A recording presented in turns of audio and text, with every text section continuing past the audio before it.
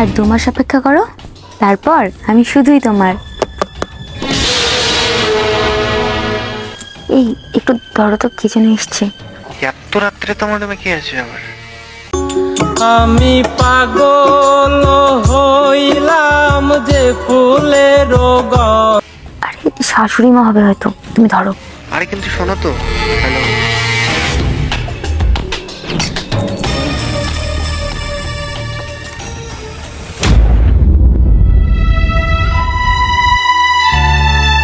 তুমি? সারপ্রাইজ। তোমার না সামনের সপ্তাহে আসার কথা? এটা মিথ্যে বলেছিলাম, কারণ জানি আসলে তোমাকে সারপ্রাইজটা ভেবে দিতাম। কেন, তুমি খুশি হওনি? এইভাবে সারপ্রাইজ দিলে কে না খুশি হয় বলো? আমাকে বাইরে এভাবে দাঁড়িয়ে রাখবে নাকি? ভিতরে রাখবে না? উফ সরি, আসো ভিতরে আসো।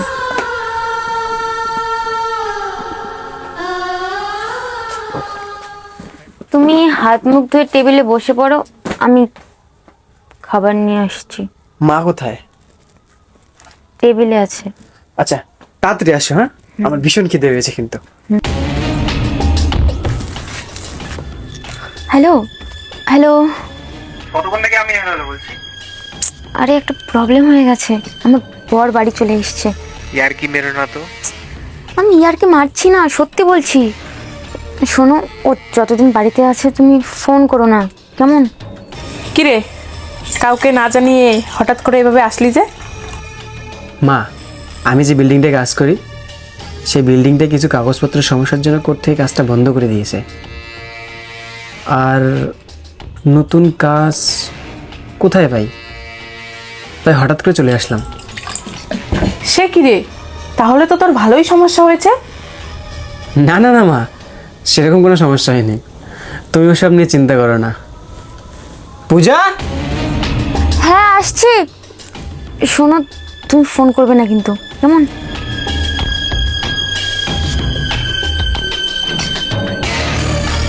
কেমন আছো তুমি? আমি ভালো আছি রে। কি ব্যাপার এত লেট? ওই তোমার ব্যাগগুলো গুছিয়ে রাখছিলাম। আচ্ছা বসো, চল দাও মা।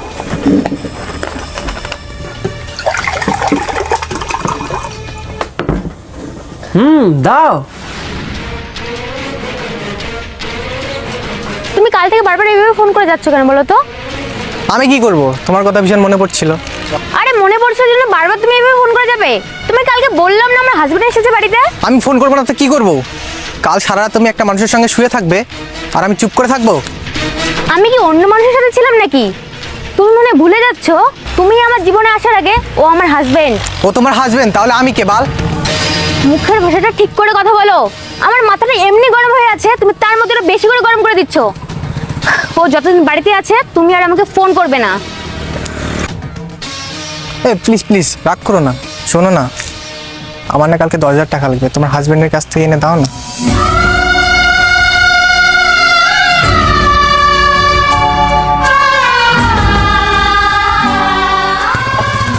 ঠিক আছে, কালকে ঠিক এই সময় এখানে এসো।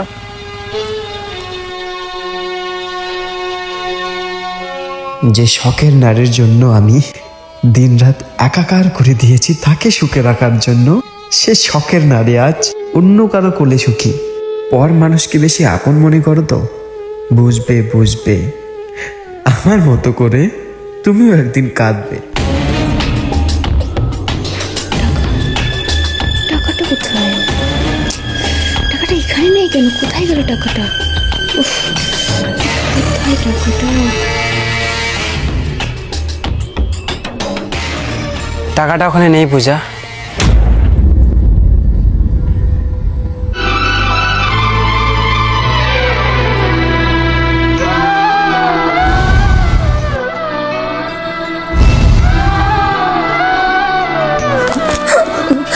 আমাকে ক্ষমা করে দাও, আমি ভুল করেছি।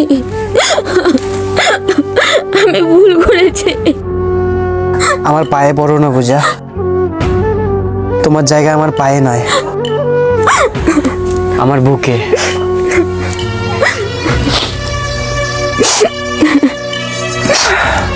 একটা কথা বলি শোনো,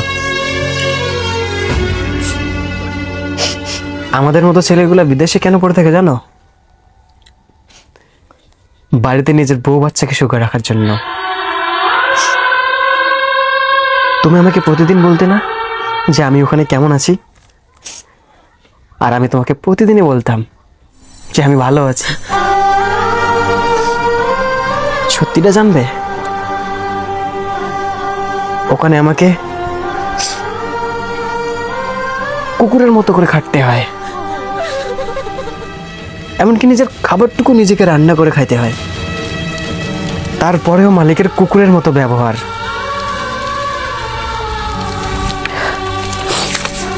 এই 500 টাকার নোটটা দেখছো?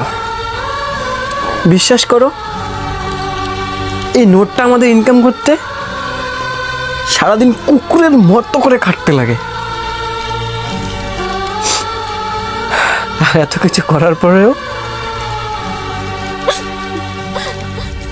আমাকে ক্ষমা করে দাও, ও আমার মাথাটা শেষ করে দিয়েছে। কষ্ট পাইছি রে বউ, ভীষণ কষ্ট পাইছি।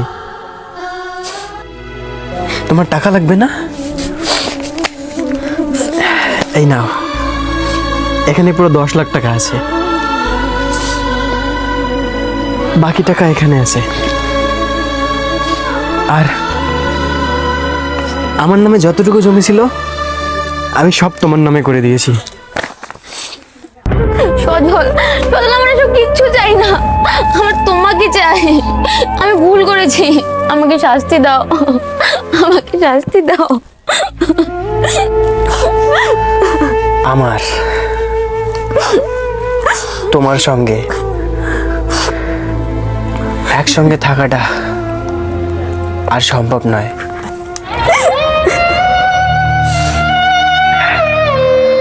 আমি আমার মাকে নিয়ে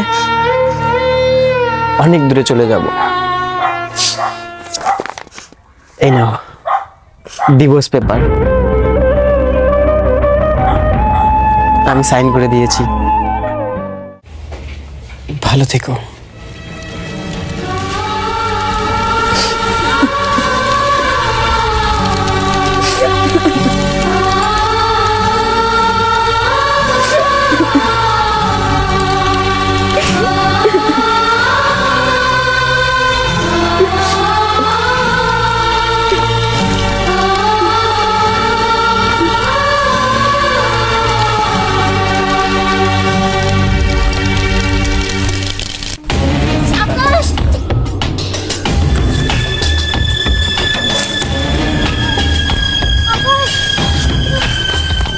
আমার সর্বনাশ হয়ে গেছে আকাশ।